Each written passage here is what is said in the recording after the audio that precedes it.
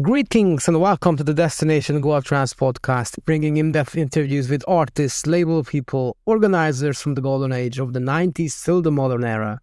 My name is Tibus and I'm here with the one and only Simon Peter. All right, let's talk about Goa Trance. Tibus, what do you know about UX? Well, as for someone working in app development for more than 15 years, I was actually there when this profession was starting out. It's surprising how little companies actually care to create a usable and user-friendly products even today. Actually, I'm talking about the Goa Trance project UX by Kris Kylven. Ah, that's a different UX. That UX is one of the most unique Goa Trance acts. They created sci-fi themed, more darker and somewhat industrial type of Goa in the 90s. Project was started by Kris Kylven and Pete Martin. They had one classic album called The Ultimate Experience, released on Dragonfly Records. Later, Kris continues the 2.0 version as Ultimate Experience in the 2010s. He released an EP and an album. And the project also has a compilation of live recordings called Odyssey, Live and Beyond, which is my favorite. It's just awesome. But Kris is also known for his project. What can you tell about those? Oh, he's been involved with tons of other projects, both live and in the studio. He produced tracks under the names Element Over Nature, Syb Unity Nettwerk, Eon Project, and Faith Healers, just to name a few. Plus, he was playing drums live in some legendary acts like Killing Joke and Juno Reactor.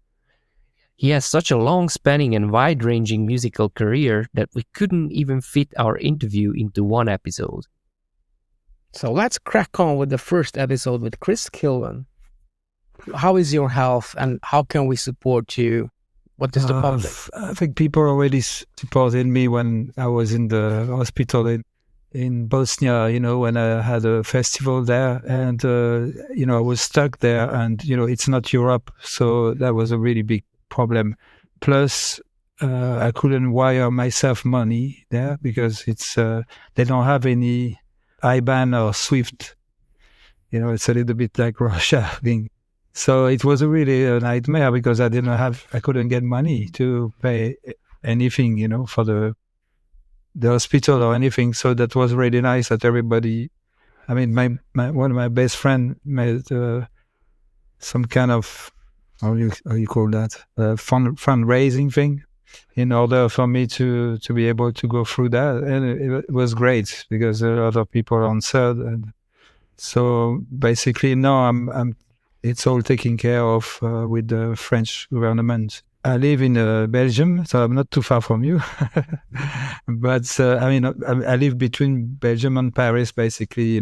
So whether I'm in Belgium and then I go back to Paris. I'm going back to Paris because I really need to do my medical stuff.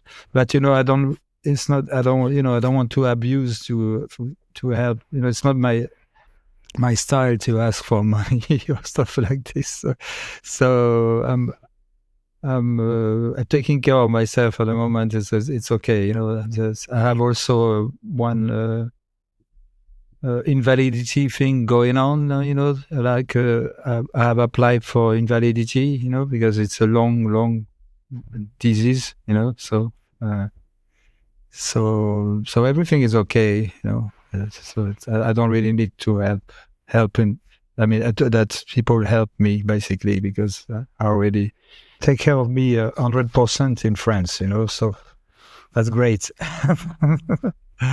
So I don't really need any help, only the support, the prayers or whatever, because, I'm a O negative in the blood type and already a liver for transplant is very difficult to get, but one O negative, it's even harder to get.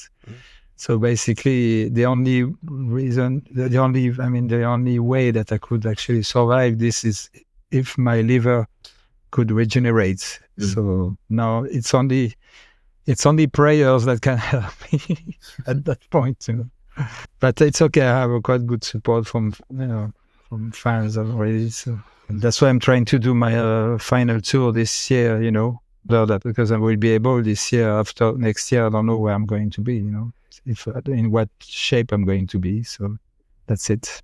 Yeah, and I'm sure that all the fans and all of us are with you and support Yeah, you of in course, of spirit. course. Yeah, and I'm trying also to have this. For example, I have Element of Our Nature album that from old stuff, that we found, and stuff that were on vinyl and stuff like this. That is coming out also in Chronomy remastered, and then there's gonna be a double CD from the first album of UX and extra stuff. On the second CD, or some remixes and some rare songs. So I'm trying to have all this stuff in order as soon as possible.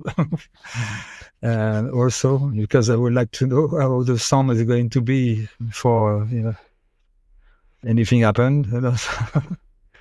So this is really important for me to leave the legacy, in good shape.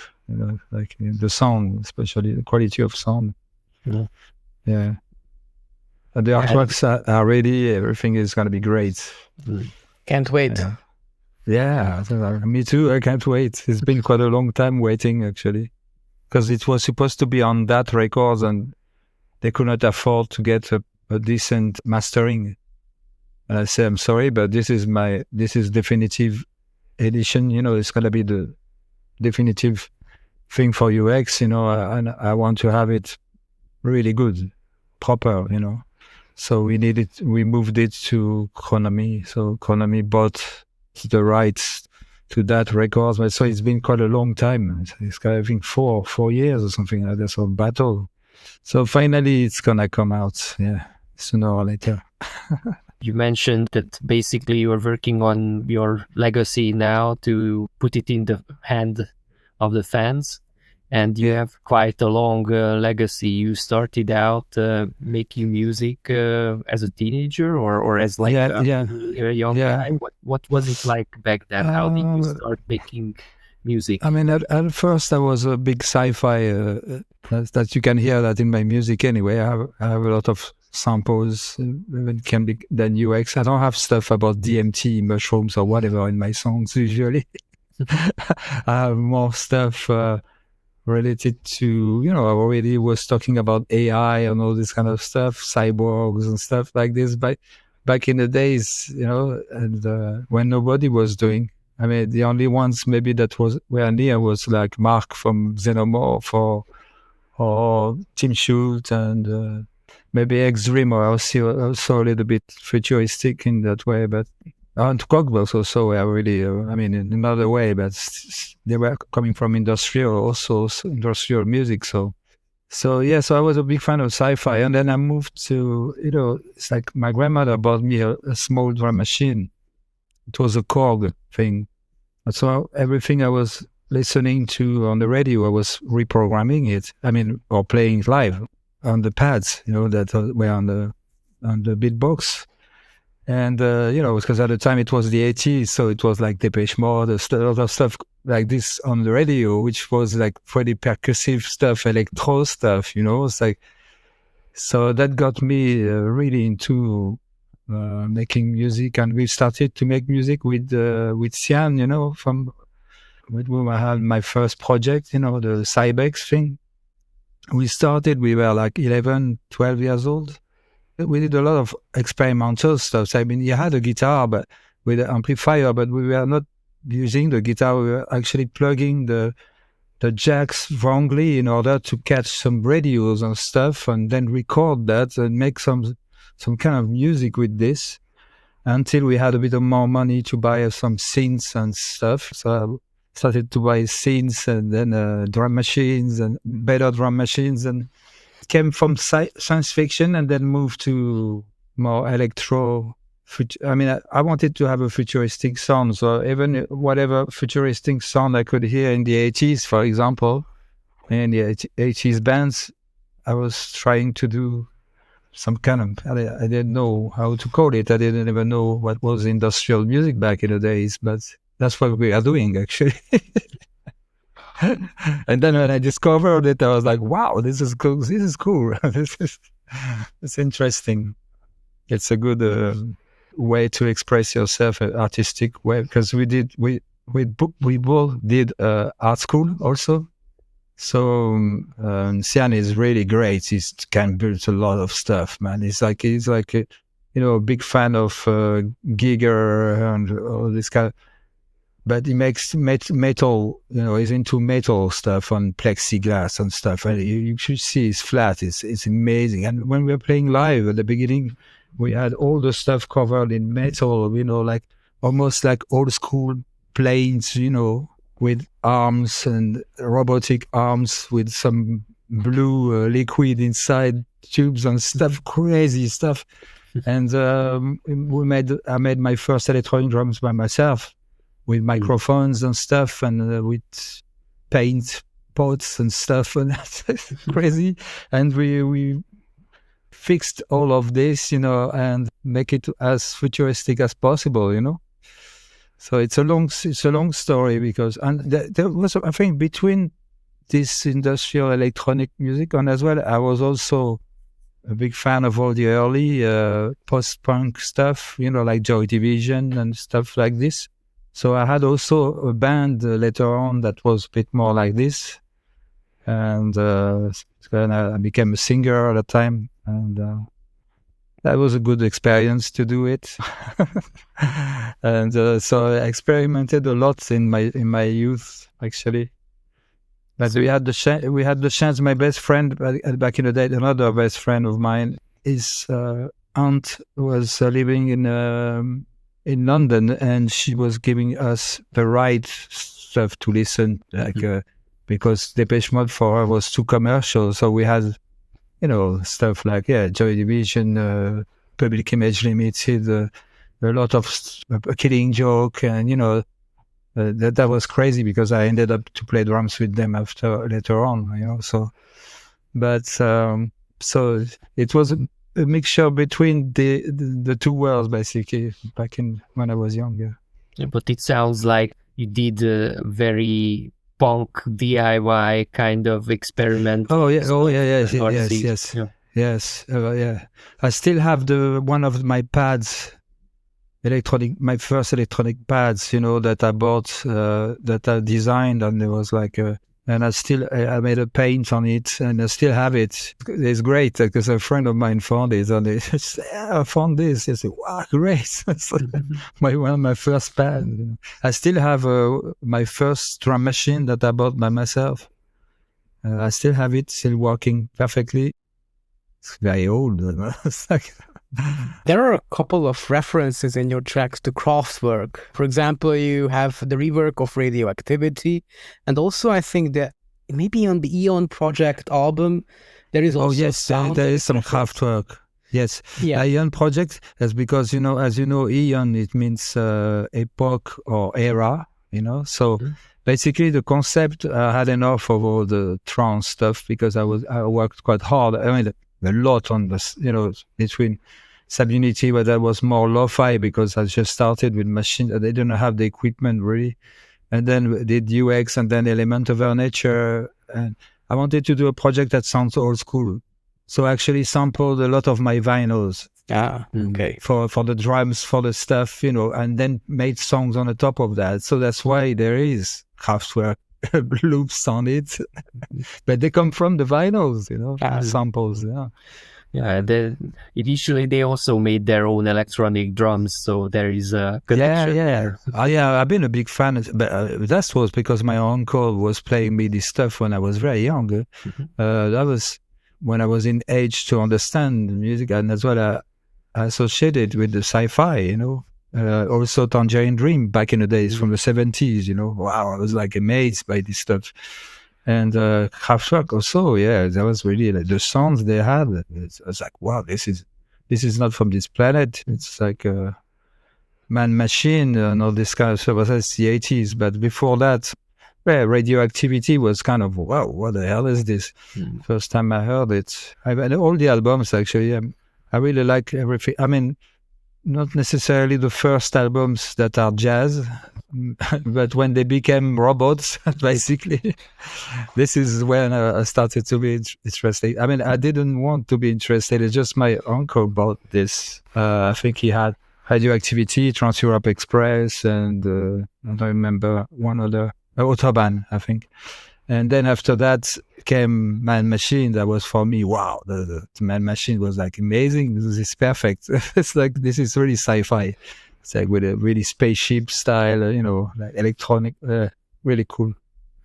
And the first band that influenced black music, hip hop and electro, was these 4 German guys. That was really funny also, because you could hear this kind of electro beats on everything. And this is why at school we started to be, on the college, we started to be not fighting with the black guys on the Arabs or whatever that was at school, because they were all into this more funk stuff or whatever, they all went into this electro stuff. So we actually break dancing together. But we were the dark side of the break dancing, but they were and that really united us, that electro beat, basically. That was really a big revolution, because we could do the dance, that was really great. I loved this period of time. Yeah. Everybody was really with the ghetto blaster and Grandmaster Flash and stuff like this. I really like this stuff. And they also sampled Kraftwerk, actually. Yeah, of course. There was Afrika Bambaataa made a rock with it. And I'm a big fan of all this stuff. And Parliament, before there was Parliament, and Prince was really influenced from that also in the early period. A lot of electro. It had a Link drum machine. This is amazing, a drum machine, and that's amazing electro stuff you can do with that. George Clinton, also from Parliament, did a lot of really good. That was that united a bit more the people, I think, in the music. That was great, I think. So those were your early influences, and this what led you to become a drummer as well? Yes, what led me to become a drummer is because, I have some families from Canada also, and I became a big fan of this band called Skinny Puppy, and it's really crazy. Live it was a little bit too bloody for me. There's a lot of visuals and stuff, but if you listen to the music itself, but I saw live, and there was the main guy, Kevin, that I met later on. He had this kind of drums, like with the barrels and everything. I said, wow, the guy is playing really electronic drums and stuff. And then the more it was going, and the more his drums became bigger and bigger, a lot of pads, a lot of stuff. He could play some radio live, like some cutting radios live. And in the same time, I'm playing the drums. And I was like, wow, I want to do this, that got me to this. And also all the videos you could see back from the 80s, like it could be even the stuff, commercial stuff from the 80s, like Dead or Alive or whatever. If you check out Dead or Alive from the videos, you see the drummer Steve has a big electronic drums, and I said, yeah, this is what I want, and they were looking pretty cool because the pads were octagonals, like they had eight sides. They were really big, big pads, really beautiful. They're futuristic to look at. Well, really futuristic. Actually, no, it's very hard to get. I still have one kit in Finland, but it's a lot of stuff I have in Finland also. I had a white one, completely white. So I know there's many colors. There's red, there's blue. I met this band, this drummer of this band called, it's called Les Rythmes Digitales. It's actually English. I don't know if it's English. I think Stuart Price, I think he's... It's Jacques Leconte, the guy that makes okay. He did the remixes for Gwen Stefani later on. But after they split the band, but the band live was great. And Carmichael, the drummer, I became friends because I met him in the festival, had the blue, white, red, come like the French, because they wanted to take a piece out of the Daft Punk. That's why Daft Punk was an English name, and they used Les Rythmes Digitales because it's for just She said, okay, we can call French. I have a French name. And the guy had the French flag, 3 kick drums, like really big ones with the blue, white, red, like, wow, what the hell? So I was like, and all the pads and everything, I was like, oh, that should have cost a lot of money, because it was, I think, in the early 2000s, but it's very hard to get those Siemens drums, nowadays. It's like you should be very lucky to get some. I would love to get myself some colored one. Yeah. So that is it. This was between Skinny Puppy that I really saw live, and I was like, wow, this is amazing what they do live, and it looks very good on stage. And also with the videos from the bands from the period of the 80s. I was like, well, this is it. I want to be not a drummer, a usual drummer. I wanted to be electronic drummer. Mm-hmm. Because I was programming already the drums with a drum machine. So actually I had a drummer at first, but he was not capable to follow the machine very well. And the guy was playing very good, but he couldn't follow the machine. So I tried myself. And because of all this programming I did, and I realized that I'm really good at following the time. so to stay on time with the machines. So that's it. So I started to do it myself. But it's a different approach than being a drummer, like an acoustic drummer. I like acoustic drums, but it's too noisy. You need to have a lot of space. I would love to play acoustic drums, but... Did you go to parties back then in France, and how were the French underground in the 90s for you? Yeah, it was okay. Yeah, I mean, there was a group of guys called Trance Body Express. I think it could be Trance Wave knows them very well. But so she played them also there, and also I think Stefan from Total Eclipse knows. I mean, Total Eclipse in general knew them also. They're really well known in Paris. They are doing the best parties in the forest and stuff. Yeah, and it was okay. It was nice to go in those parties. Yes. Yeah, I think they were the best. There was another one called Gaia, but the guy that organized this booked me back in the days with Syb Unity Nettwerk when I just started.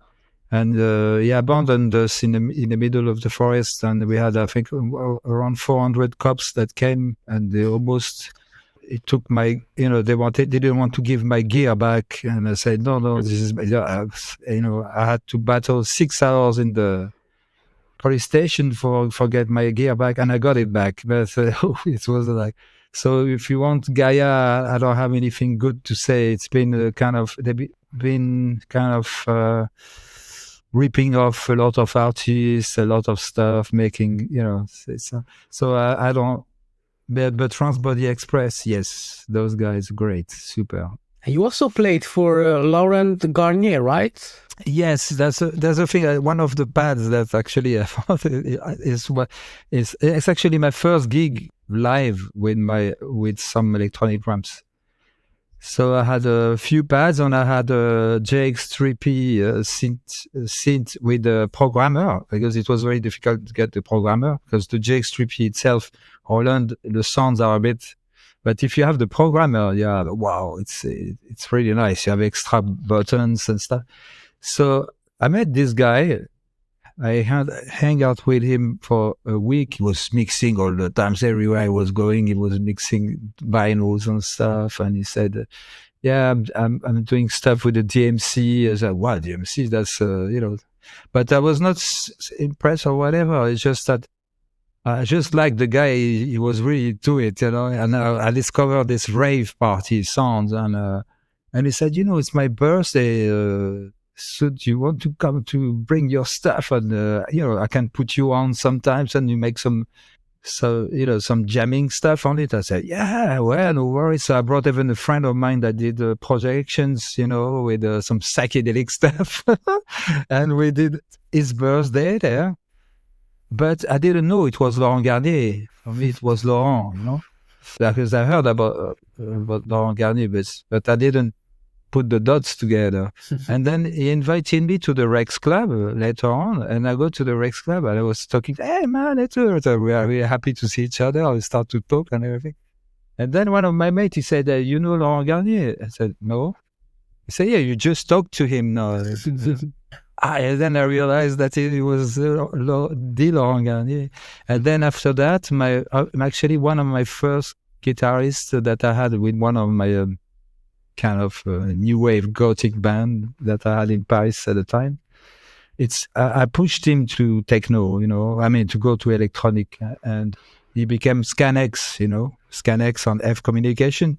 And he became actually the best friend of Laurent. And actually they are even best mates for their weddings and stuff. But they are, when I was going in London, they became very friends, which was like, wow, because Stefan was my really good friend, so that was very nice to see that my mate was a really good friend with Laurent. And so I saw them with Syb Unity Nettwerk. I was playing for Trouble Gathering, and they were both there. So I was like, yeah, cool. So, yeah, that's 2 in 1, great. There was Jeff Mills. There was a lot of people, really good, very good DJs there.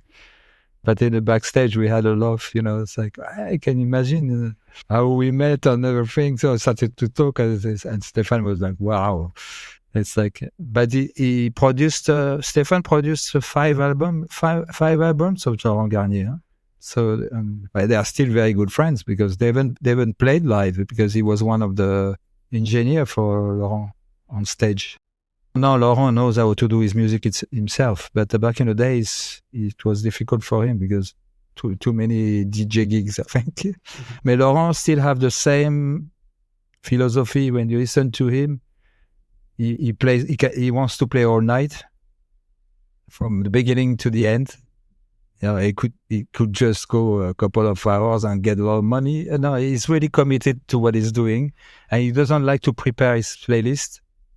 He likes to go with the flow, which is not very common nowadays. The guys arrive with their USB keys and they prepare everything, and they prepare the set exactly the way it's supposed to be, and he's against that. Imagine he's like he's still the same than when I met him, basically. So I have a lot of respect for him. He's a really cool guy, really very funny guy. So so I'm really proud of that. Yeah, that was not even premeditated or whatever. I played with him, but it's a good thing. It's a nice thing. I think it was easier back then to connect through music, maybe. And all the scenes were still connected, like techno and psytrance were not that separated. Maybe you could hear techno at psytrance parties and psytrance at techno parties. Yeah, I can see even in London, I met one guy that was working with Prodigy in Finland because I had a Finnish girlfriend at the time, and I was to Finland and I played with him there. I was not supposed to play either. They managed to find me, and on those telephones, that are really big telephones, we were in the middle of the forest. They asked me to come, and he was there, Nick. Now he died, the poor.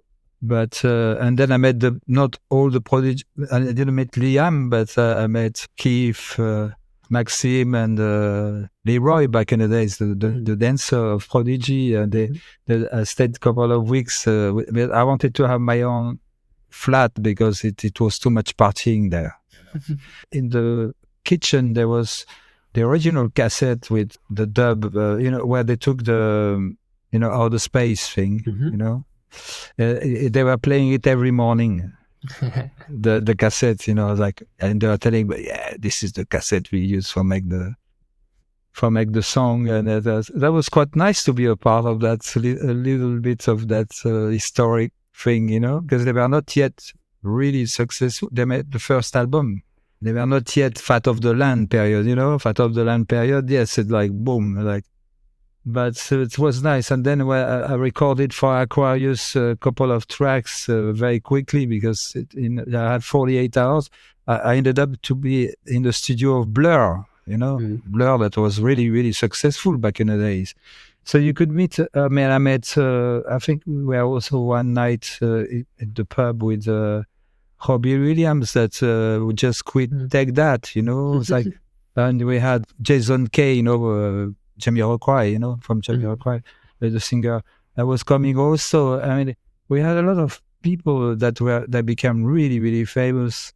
Depeche Mode were coming just near to my place in Rough Trade to buy CDs and vinyls and stuff, And I was seeing them quite often. So it's like, it was easy back in the days. And also the others, like you could go, I remember Transient was up one floor and it was Metalheads. Metalheads was Goldie with, drum and bass. And we could meet at the bar and talk together and all of these drum and bass DJs. But for us, it was not about the music. It was about making music for rave parties. Like it could be drum and bass. There was no, the style was not really important.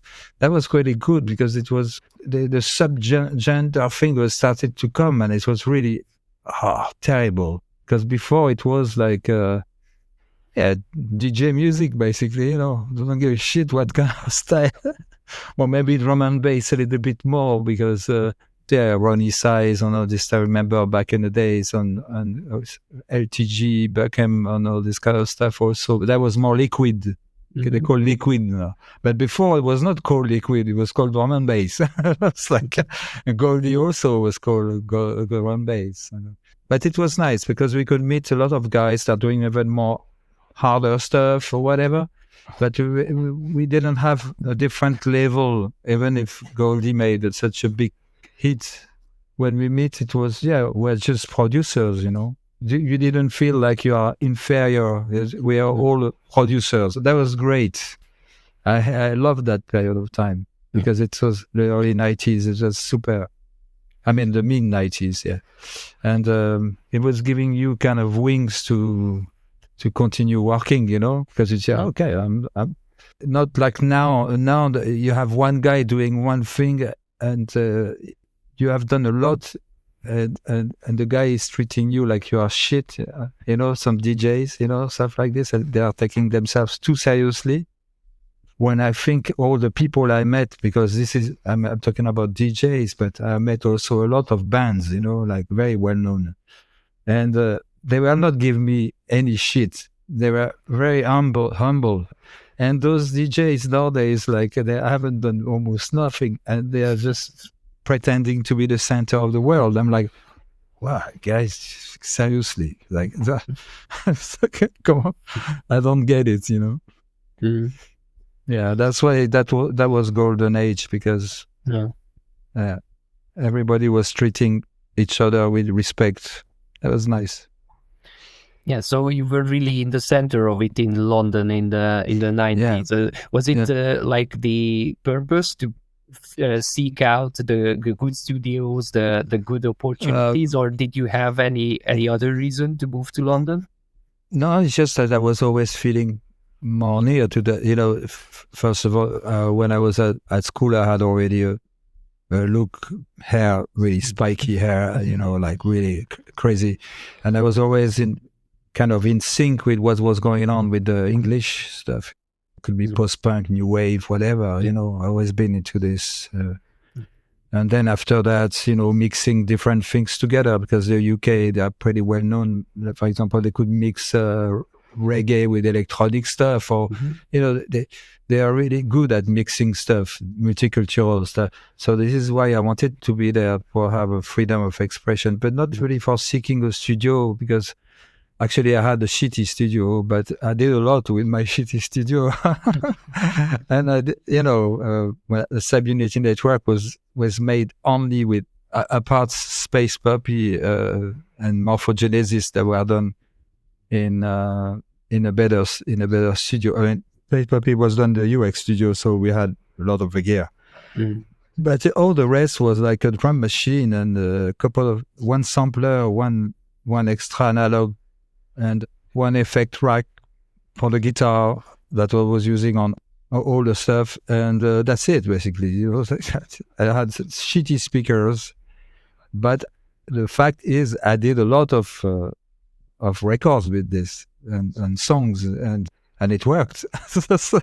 So you see, it's not about the gear. It was not what the reason is, because nobody was giving me shit in London. In Paris, it was they were criticizing what I was doing, telling me, "Oh yeah, it's just amateur stuff." But I haven't heard anything from there that was standing. Even Transwave, they came after, and so, and they were not also at the top on the sound either. They became after better with the sound, but all the other stuff like Ammonite effects and all this kind of stuff that were signed on Step 2 House, because I was signed on Step 2 House, but the label went down. So those tracks never came out. I would like to find them, actually, those tracks. I had a 4-track thing, early Syb Unity Nettwerk.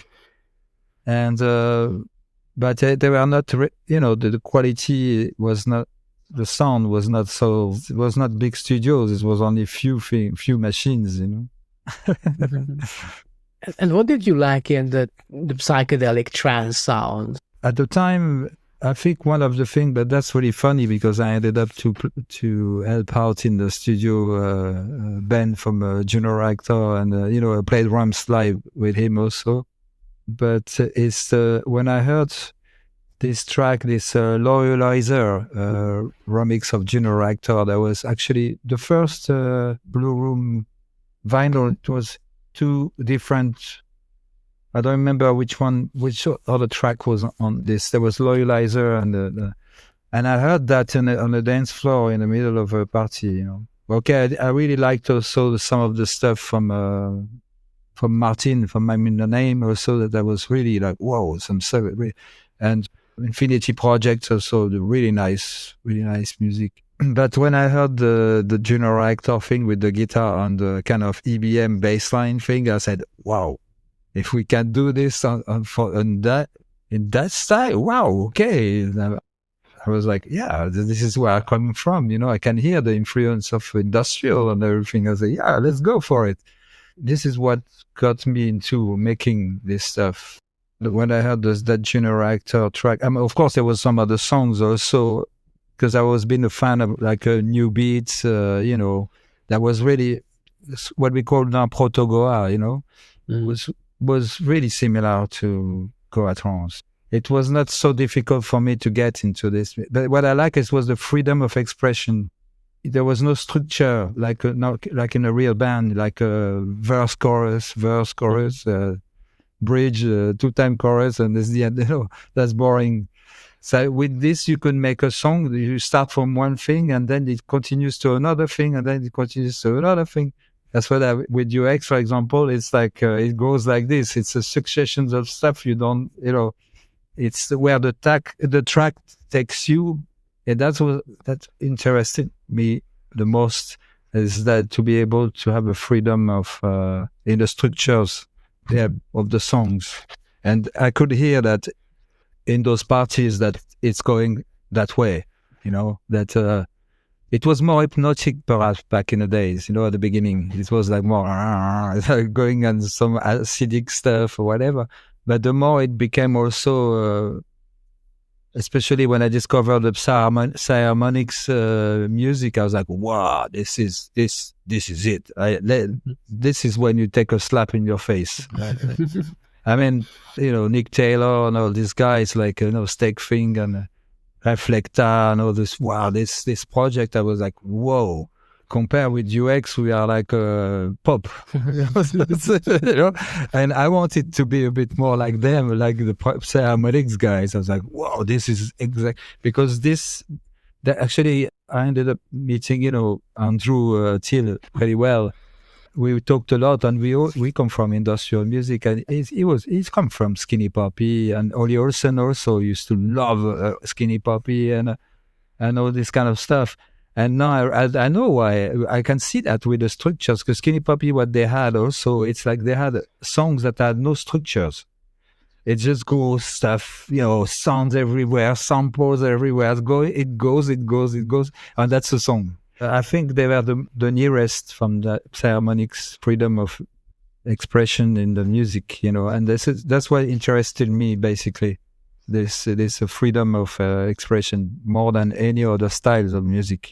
One thing that really blows my mind actually is that you've been to the Batcave Club in England. I think it was in Yeah.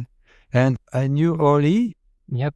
From Space Tribe when he was singer. Oh, yeah. Because I met him when he was singer. He was in that band called Specimen. One of the really early gothic kind of death rock, whatever, I don't know what it's called. We used to like this band. I used to have vinyls and stuff for me.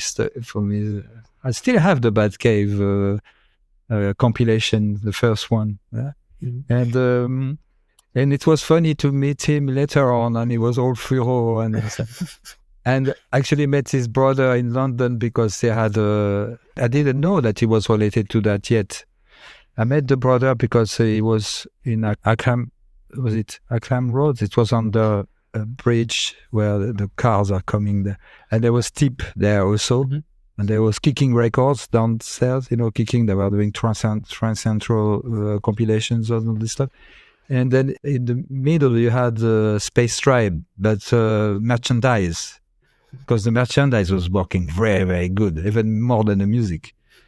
And so I met the brother there, but I didn't realize that it was for, And then, man, fuck, I know this guy, only.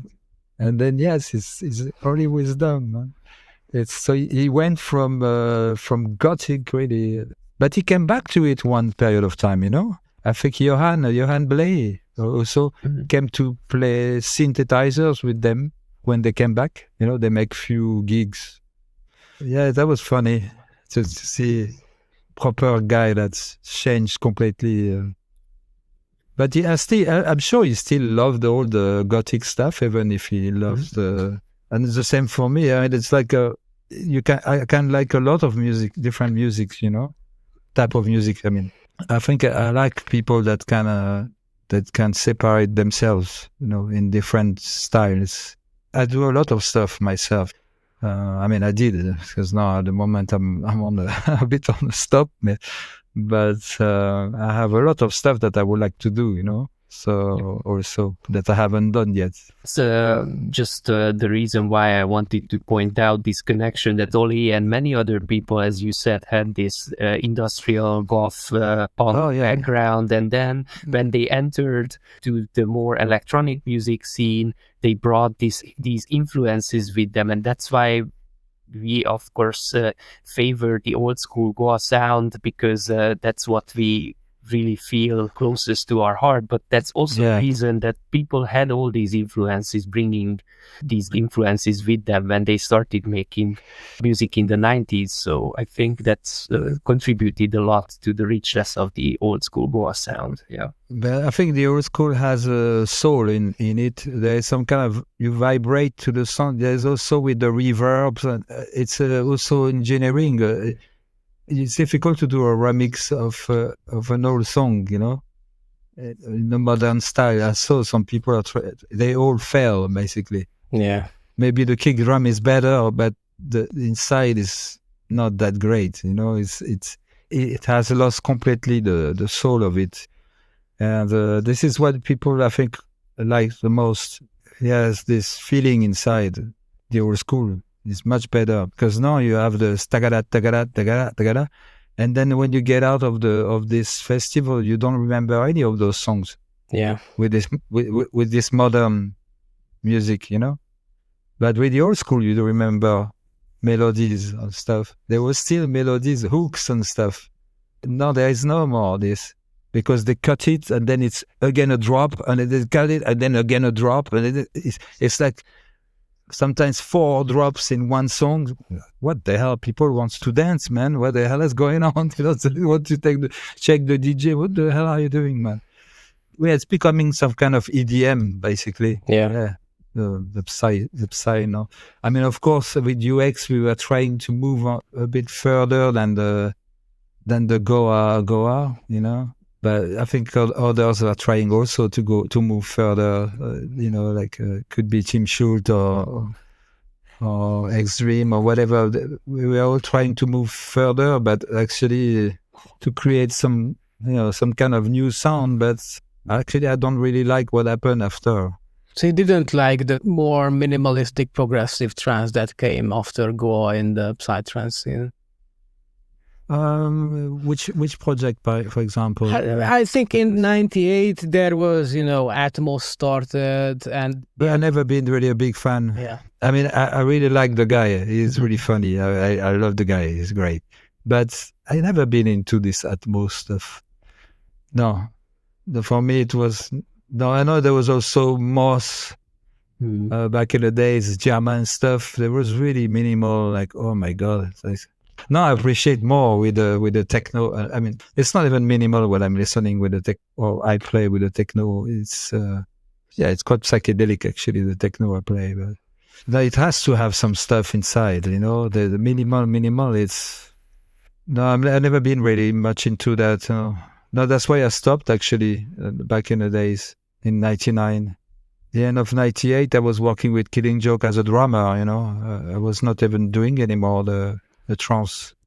So that I was working with bands. I went to live in Finland and I was working with the bands. I came back to my roots because I was seeing that the trance is not going. There's nothing interesting coming. It was really boring. Maybe stuff like synchro was really interesting still, I mean, of course there was some few, but the others is becoming a little bit too clean. They were like Sunkite and stuff, Vibrosphere, stuff like this. It was not my sound, basically, that's, no. So yeah, not at all. It was not my sound, basically. So I've lost interest on the trance because of... all this scene. It's like it was nothing daring.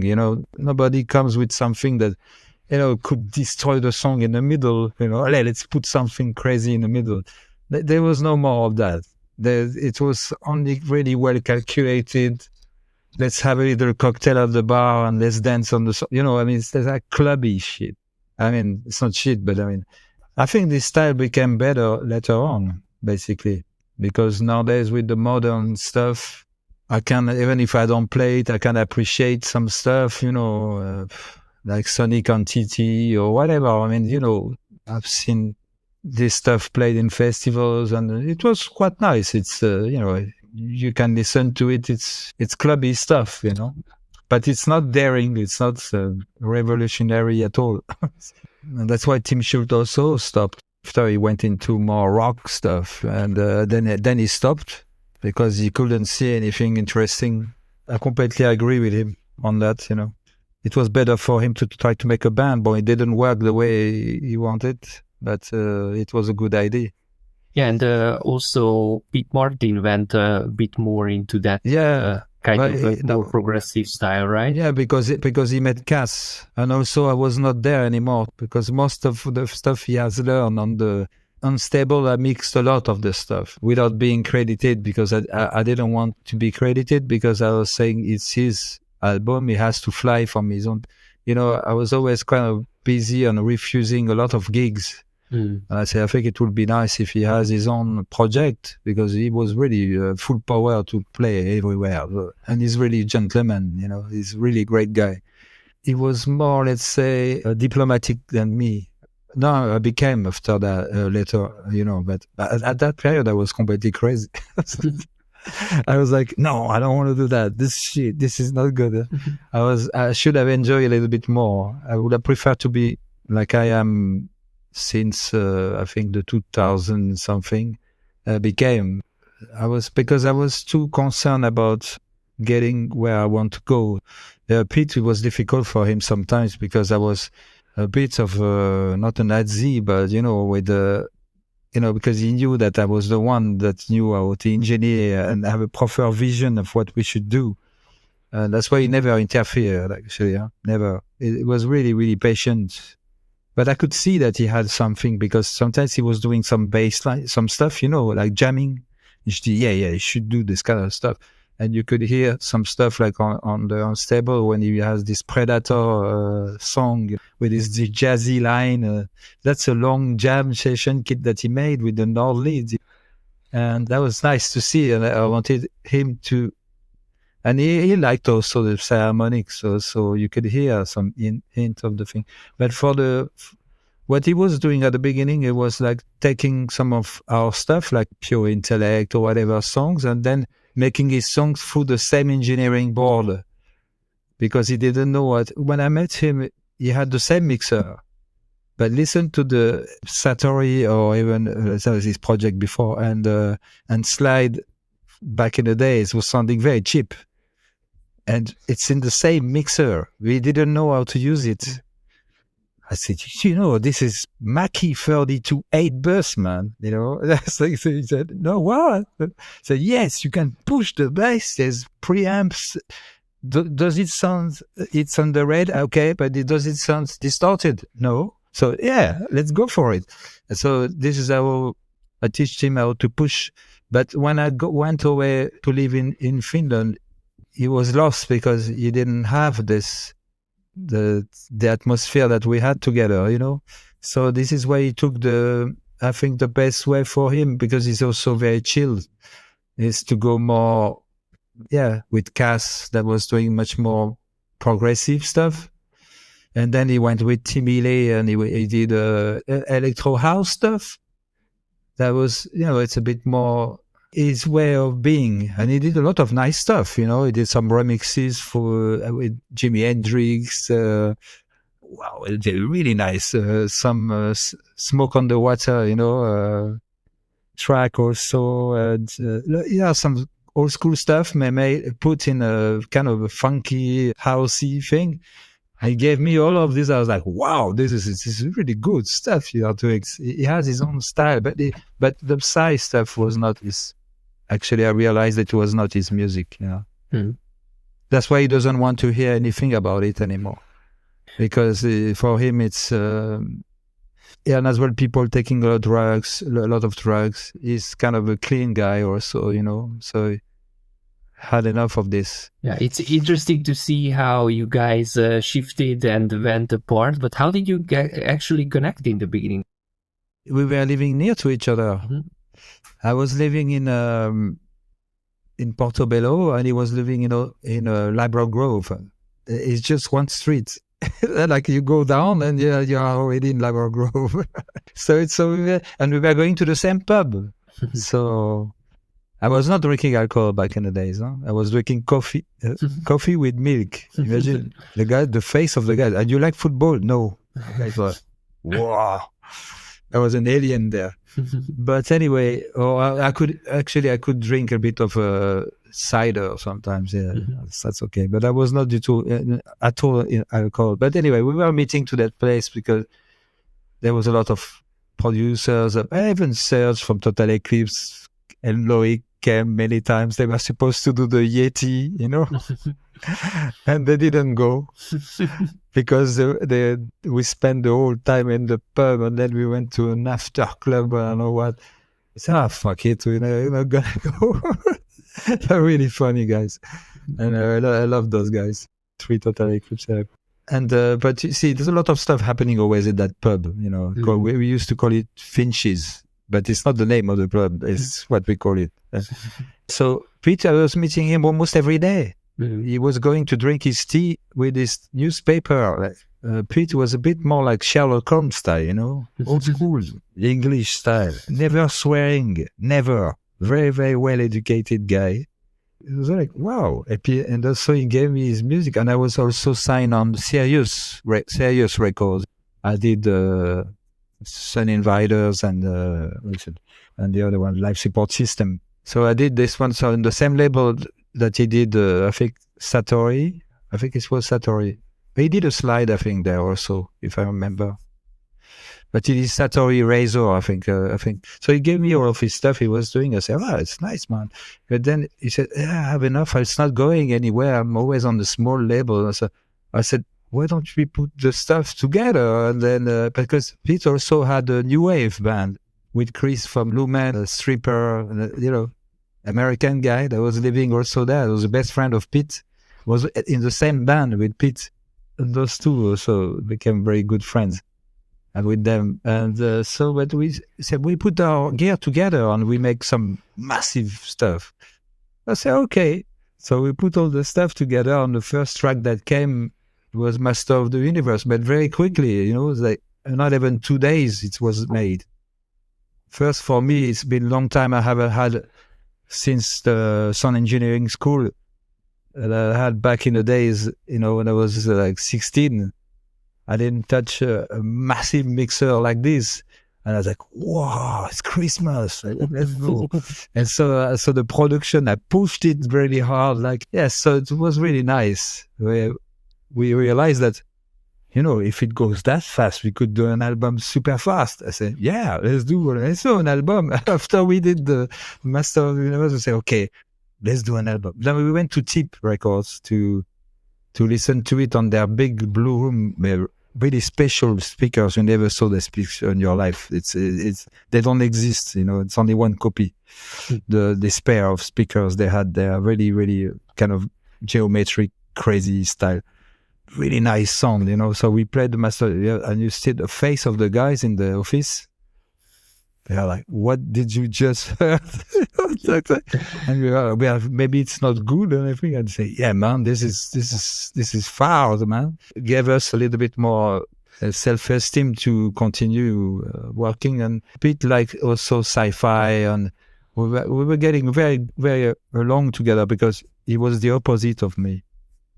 I was a completely fast and furious kind of cyberpunk guy, and he was Sherlock Holmes style, and so it was good. It was a good balance, and he was so fast as a sound engineer. So when I was telling him, okay, sometimes I didn't want to complain. So, can you put me this stuff on this key, on this one, on that key? I said, yeah, no problem. They put, and 1 minute after, everything is there. So I said, wow, it's like, and we did a lot of programming together because we used to have this baseline base station Novation. Yeah, but we didn't use the sound from that. We used the CV gate to control synth, and we used to the gate for make some gates, and also we used to program our Matrix 1000 Opera Rhyme. We found all the program changed, and we managed to control it, so we could get inside that machine and make some crazy sounds, So we used that thing pretty hard. It was doing 3 things in the studio. That was really important, little rack.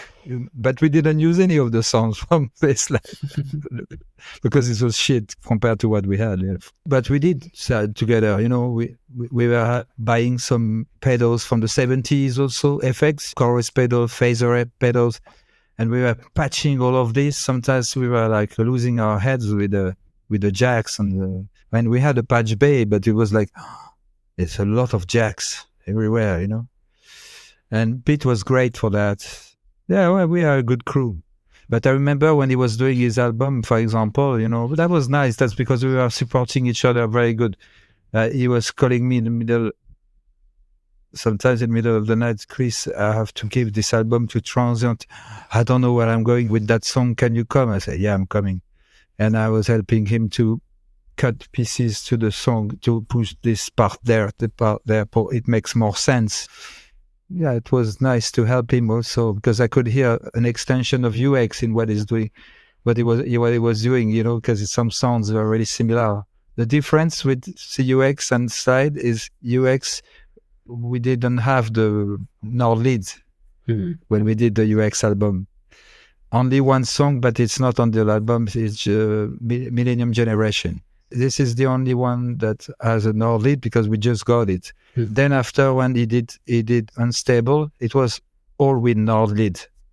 So this is the big difference between the 2 albums.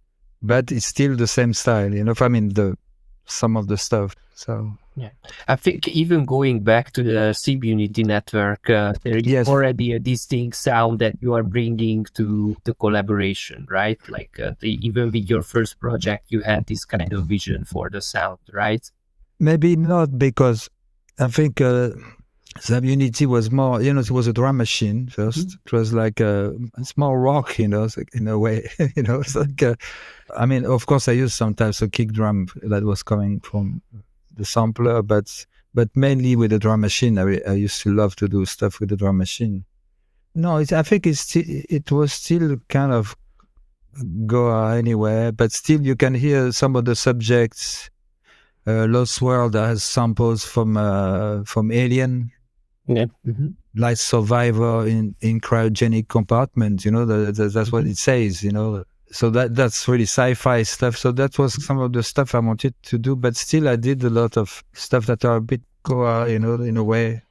I don't know, Sun Invaders, for example, it's a bit more, it's not sci-fi, but UX, it is sci-fi, you know what I mean? So actually, because I didn't have the sound to make what I wanted with my little gear, limited access to the files is also kind of X-File style. That was also going into the maybe more sci-fi life support system also, and but it's not yet there, because of the gear. That's all. But I had an idea to make a project. But when Pete said, we do this, I was like, it's great because I saw it as a band. Syb Unity was not like a band, it was solo. Of course, on stage I had Eric that was playing, modulating the synths because the computer had not enough memories.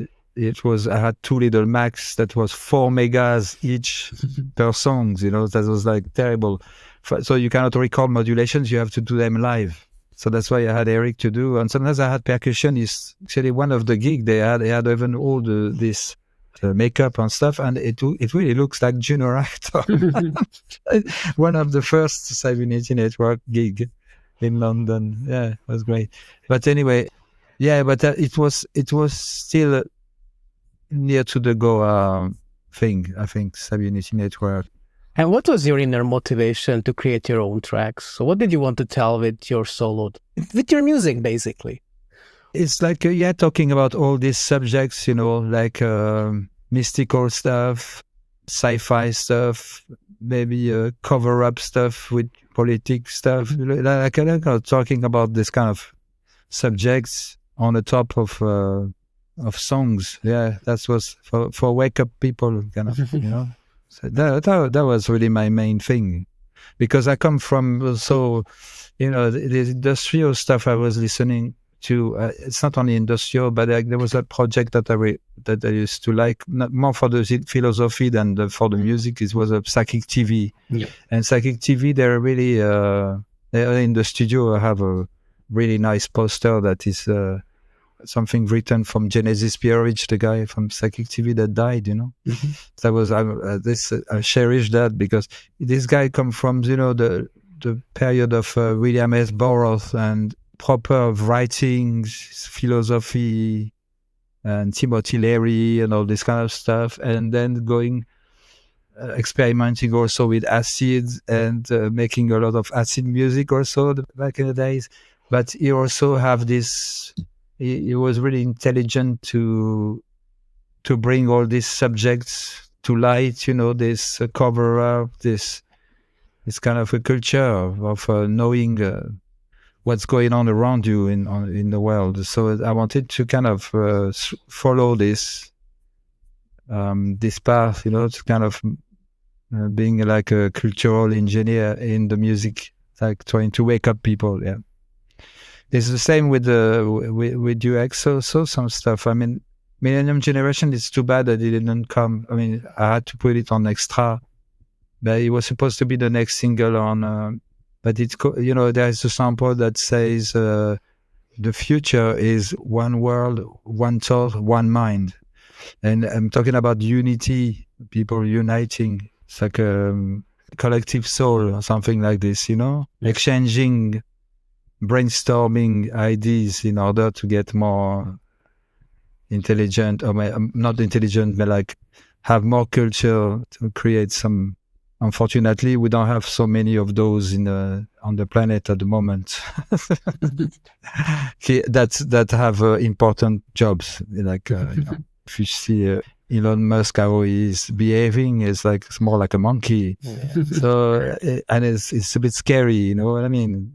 This kind of people should have a bit more wise way of saying things, you know, explaining stuff to people, make human better. But no, it's not like. But that was the point, actually. Yeah, more to follow that kind of philosophy, which is much more than the music, because that was my culture. I mean, it's still my culture.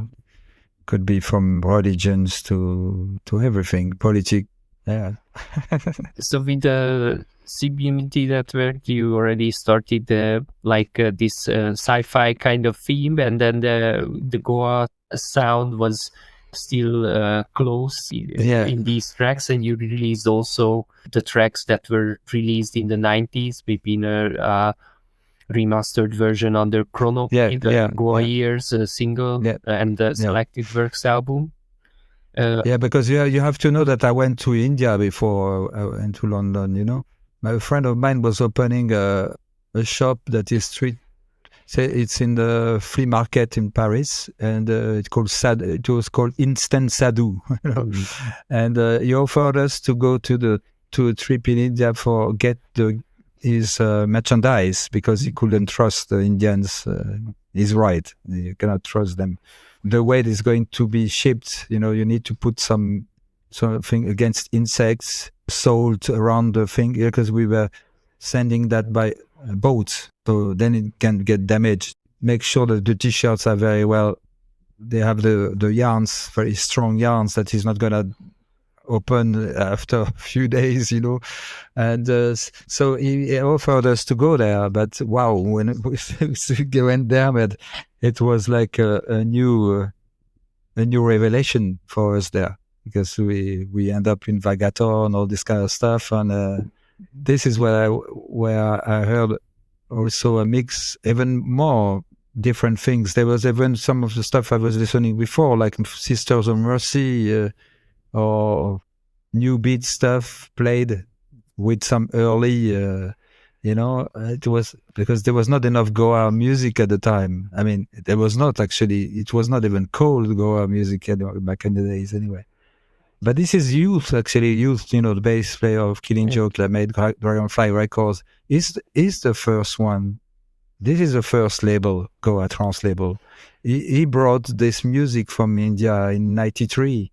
Because the first compilation from Dragonfly, it's not Volume 1 or the Nata Volume 1. It's actually the one that called Project 2. Yeah. Project the Trance. This is the first compilation. This is 93, you know? And he had even some 92 and stuff like this. And this is like, with you know, a Total Eclipse, the track Eclipse, Total Eclipse. It's like really almost new beat, because it has only one sample. It's very simple, and it's almost new beat, that compilation. But it's youth that brought this music from India. And how did you come up with the name Syb Unity Network? At first, it was we had a Cybex thing. It was a futuristic thing back in the days, what we were doing with Cyan, you know. But actually, it was more industrial. I was singing before even, and programming and singing. Then we moved to the more rave sounds mixed with industrial. But actually, it was, I wanted to have something that is sub, you know, that is sub, like subculture, sub thing. But I was thinking sub, it was overused. And then there was this language, informatic language, because I wanted to be a beta tester for basically even sun platforms back in the days. And there was this book about Syb language. I was like, wow, Syb, oh, that sounds much better. It's like a more abstract version of sub. So basically I moved from the Cybex to the Syb Unity Network, because it was more like a unity of people from the subculture. You can see there is unity in the title. That's what I'm talking about. It goes with the philosophic stuff.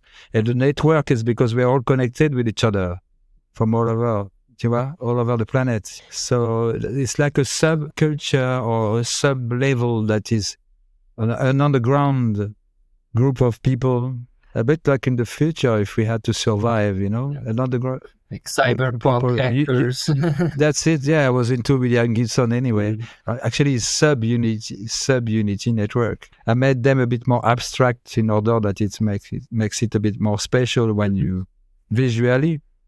But it is from that. It's actually the kind of the secret resistance of subculture or survivors, or I don't know, something like this. Kind of, yeah, it is. But it's still relevant these days, I think it will never die, this thing. The Syb Unity Nettwerk is a great thing. It was a good name. I'm happy with the name. You released 6 EPs in the 90s in total, if I counted well. Which track is your favorite from the project? Space Puppy, we cannot count it as apart the B-side of... because the B-side was supposed to be Morphogenesis, which makes more sense. It's more modern, Space Puppy, Morphogenesis. But they wanted to do the Airborne compilation, so they wanted to have the Morphogenesis on the thing. So they asked me for another track. And I had this limited access to the files that I never released. But it is from Syb Unity, the old thing. But the Space Puppy and Morphogenesis are from I used to call it the Syb Unity Nettwerk experience, because it was more like going to the future, But if you talk about the Goa years, I mean, the 95, 96-ish, my favorites, I don't know, quite difficult, but one I really like, it's Life Support System. I think that was the longest song, It's 13 minutes, this song. If you realize, but it's 13 minutes, and it's quite rock and roll. And same time, it has all the elements that I wanted to put. Yeah, there's some voices on it, but I don't know. It's difficult to say because they are all from a different period of time. I know a lot of people love Lost World also. Lost World was really lo-fi, but it somehow touched people very much. There was a lot of licensing for that one also. Like, wow, I was really surprised. But I don't know, they're all from a different period, so I really like all of them. I mean, the only one I'm not a big fan is Cosma Shiva, because Cosma Shiva, it was a bit of a joke. I wanted to make fun a bit of all this stuff that was going on with the Indian, and I had cassettes with the Indian voices, like these girls I bought in the street. The real Indian guys were giving me these ragas and voices, yeah, and I was sampling that and for that song, and it was a joke. Actually, I was not drinking at the time, and then this night when I was starting it, I was drinking, and then Lawrence from Transient came because he was just living behind my place, and he comes and he says, "Man, you finish that song, you make me a B-side and I buy it." I said, no, it's a joke, man. It's like, you don't see, it's like a bit like astral projection. No. I told him, no, it's a joke, And he said, no, I'm not kidding. I said, wait, I come back. He goes to pick up a bottle of wine, and he put 1,000 pounds on the table. And then he said, I give you 500 more if you make the B-side. I was like, that suddenly I became not drunk suddenly straight away. I was like, wow, that's getting very serious. So because at the time, I was making a lot of records because I had to pay the rent. I mean, it was not dramatic because I still managed quite nicely, but still, it's nice to have that kind of money coming. So I say, okay, I'm gonna do it. So then I did those. Yes. But I didn't want to do it at first. Actually, it didn't call Cosmo Shiva. Transient put Cosmo Shiva. It was called Cosma Shiva because Cosma Shiva was. I went to a Nina Hagen concert once, and I saw this little girl, and it was her daughter. And her name was Cosma Shiva. And I was like, wow, this little girl was really like magic, And I said, yeah. And Nina Hagen was really into this Indian stuff back in the days. I said, yeah, that would be nice to have a title that is a bit an homage for Nina Hagen and daughter. And so I called it Cosma Shiva, but they changed it to Cosmo Shiva. But anyway, so, when there is Cosma Shiva, in fact, it was Eric, RX, I told him, can you tell reversed, and then I put it right, that's how it was. And actually, when you do Cosma Shiva reverse, it's I wish I smoke. It is almost like I wish I smoke. And we were smoking joints at the time, back in the days. But so when you put it back in the, but it's because it makes this effect like Cosma Shiva. So I asked him to say I wish I smoke, and then I put it back, and it was Cosma Shiva. Okay, well, nice, perfect. So a lot of tricks like this. That was funny, but it was a fun thing, So that's the only track I'm like not very proud of. But the others, they all have a meaning for the time. Even the remix for Disco Volante, the Forbidden Space Invaders, the remix. It was good for the time, but it was I use only their kick drum. There's nothing from their song. It's all my song, So it's difficult to choose, really. Chronomy released the compilation of these early tracks. To me, it sounds awesome. Especially, I have some of the vinyl versions, but I don't know whether the live mixes or the remaster did. Oh, yes. One live mixing that I had on that was it's much better than the original. It's a Trip to Dimensions. The big bass with the big kick drum. Yeah, it's good, the sound now. With the live, I realized that I couldn't use that drum machine kick. But on the vinyl, it was a drum machine kick drum.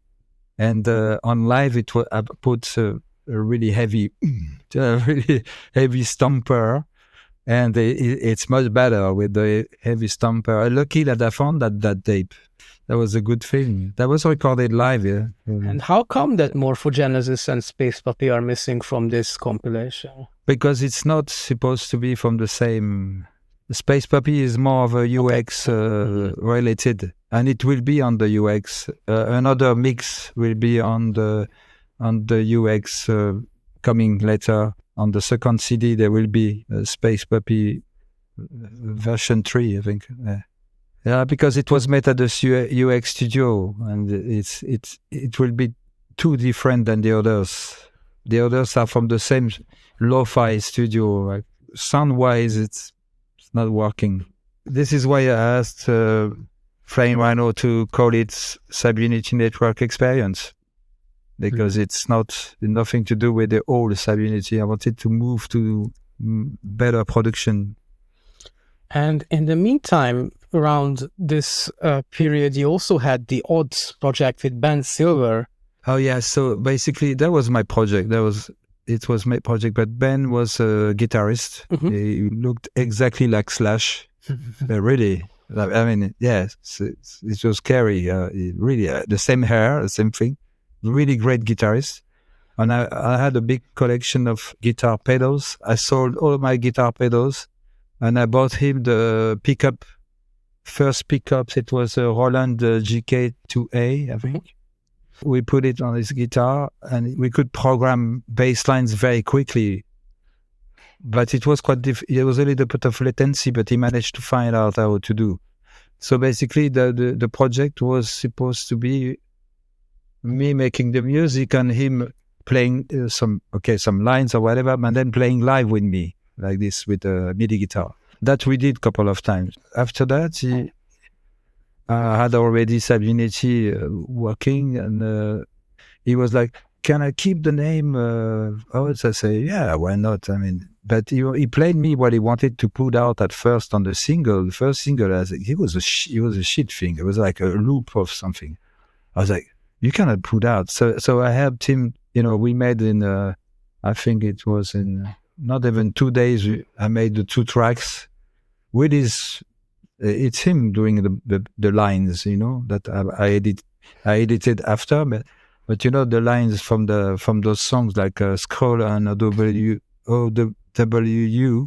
So I did those 2 tracks for He Doesn't Lose His Face, and I even went to the mastering in order that everything is done properly, because he was living in Paris anyway. So after that, he started to meet people like Jan from Extreme, and we had a lot of friends also in France, and then he made an album. And actually, even the cover of the album, that little drawing thing, is from me. It's one thing I left to the one paper on his table in his flat, and he just scanned it and made some kind of 3D with it. I was like, wow, okay, right. Anyway, but so I gave him the name basically back in the days to continue the project. But anyway, he ended up in a psychiatric hospital. So later on, so yeah, his wish for success was short-lived, because he didn't. Yeah, he lost his mind. But he was coming from very hard youth, from ghetto, whatever, so it's. But I wanted to help him. I did help him, the way I could, to continue the project, basically. Not for all the mixes, but some of the mixes, No, I actually did correct a lot of his mixes and reboosted the kick drums and stuff like this. And this is why I'm going to play also some of it with the Syb Unity Nettwerk set. Play also some odd stuff.